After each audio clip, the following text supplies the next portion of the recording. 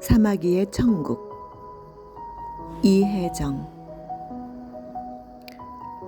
거의 매일 그림을 배우러 오는 아버지는 오늘따라 그림에 집중하기보다 뭔가 허전한 속내를 얘기하고 싶어 하셨다. 이제 우리 나이 또래가 둘밖에 남지 않았어. 왠지 처량한 아버지의 푸념에 며칠 전 통화했던 동창 향옥의 가냘픈 목소리가 들리는 듯 했다.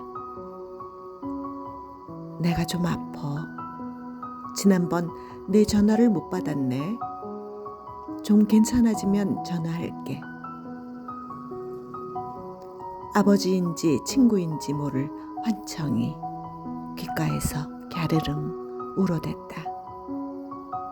늦더위가 기승을 부리는 옥상은 서둘러 지나는 여름을 붙잡고 싶어 연일 자신의 속을 달군다.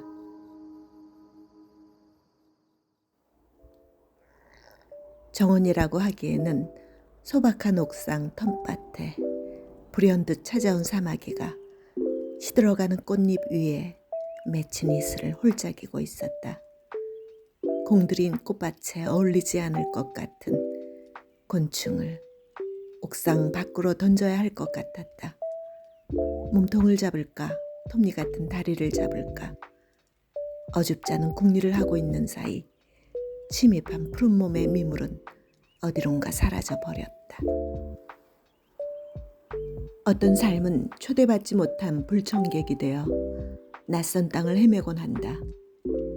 여러 식물들이 잦은 열대성 폭우에 떠내려갈 흙더미를 감싸 안고 인연을 맺고 있다. 우후죽순으로 솟아오른 빌딩 속 작은 오아시스는 생존을 위해서인지 꽃잎을 열어 지상의 벌나비를 불러들인다. 그 유혹에 페로몬에 사마귀 또한 끌려왔던 것일까. 그렇게 마주한 번식의 향연장 어디에도 이방의 푸른 날개는 보이지 않았다. 태양 열기를 묵묵히 받아들인 옥상에 주체하지 못할 화병에 도망간 것일까. 또 다른 파라다이스를 꿈꾸며 찾아든 꽃밭의 본색을 알아버린 것일까. 아쉬움의 주변을 둘러보았다. 이튿날에서야 옥상 창고 뒤편에서 박제된 듯 굳어있는 사마귀를 발견했다. 좁은 통로 담벼락에부터 자신도 그 일부가 된 사마귀. 양쪽 벽을 번갈아 타며 빠져나갈 통로를 찾은 듯 얇은 날개가 찍혀 있었다. 밤새 쑤시고 다닌 호기심의 결과였다. 아직 숨이 붙어 있는지 빗자루로 툭 치니 기다란 날개가 팔락거리며 지탱해주던 벽을 밀치며 한자나 날아간다. 넌 날개가 있었지. 전력을 다한 날갯짓으로 지상을 빠져나와 이 건조한 공중 정원으로 잔입한 것이었지. 외로움도 견디며 여린 몸이 부서질지라도 도달하고 싶었던 희망의 땅, 하늘로 날아가기 위한 마지막 관문인 줄 알고 뛰어든 땅이었지. 그러나 이 절의 고도에는 아무것도 없었어. 다시 돌아갈 출구조차도. 낯선 전화번호 수신음에 휴대폰을 들었다. 안녕하세요. 향옥의 남편입니다. 한참을 생각해서 전화드립니다.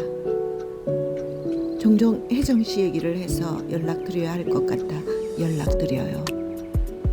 아내가 세브란스 중환자실로 들어갔어요.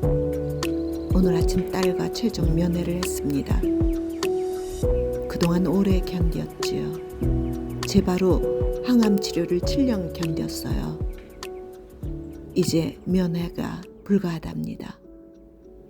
그냥 기다리고 있는 중이지요. 향옥의 남편이었다. 며칠 전 신열에 들뜬 그녀의 목소리가 마지막이 될 줄 몰랐다. 10여 년 전에 발견한 난소암이 재발하고 치료에 매진했건만 무의가 된 것이다. 이제 그 치열한 전투에 백기를 들고 중환자실에 누워있을 그녀가 떠올랐다. 그녀와 함께했던 학창시절이 주마등처럼 스쳤다. 그녀가 상상을 초월하는 아픔을 견디며 병원을 오갈 수 있는 힘이 무엇이었을까?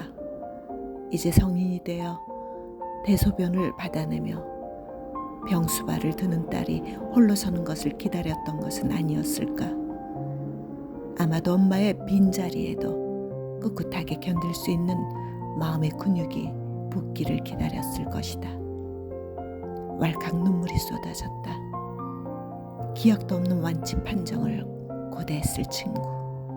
유난히 독립심이 강해 남에게 패 끼치는 것을 극도로 싫어했던 친구는 암과 싸운 10여 년 세월 동안 헝클어진 모습을 친구들에게도 보이지 않았었다. 더욱 짙어지는 그늘 속으로 몸을 감춘 사마귀를 집어들었다. 순간 찢겨져 나간 날개가 바스락거린 걸까? 뻣뻣한 몸통을 뚫고 푸른 영혼이 새어나가는 듯 사마귀의 변색된 몸통이 떨렸다. 마지막 혼신을 다해 내쉬는 숨소리인 듯 가늘게 날개가 파닥거렸다. 마중 온 바람이 찢긴 날개 사이로 손을 넣어 토닥이는 것 같았다. 뿌연 눈동자가 다시 돌아갈 때라는 듯 빛을 잃었다. 그 순간 사마귀의 몸통을 들어 허공으로 날렸다. 세상의 나머지로 가득 찼던 옥상이 천국으로 가는 통로가 되는 순간이었다. 초원제를 지내는 지붕이 된 것이다. 너 왔던 곳이 천국이었지? 한 평도 안 되는 침상에서 저편을 향해 발을 떼고 있을 친구야. 이제는 이 생의 사슬을 훌훌 털어버리고 저편 너른 풀밭으로 날아가거라. 아흔을 바라보는 아버지조차도 쉽게 발을 떼지 못하는 이 편. 그러나 우리 모두 알고 있다. 꿈을 잃었던 무의의 세상을 지나 저쪽에 도착했을 때에는 만발한 꽃밭을 가꾸고 있을 그리운 이들이 있으리라는 것을.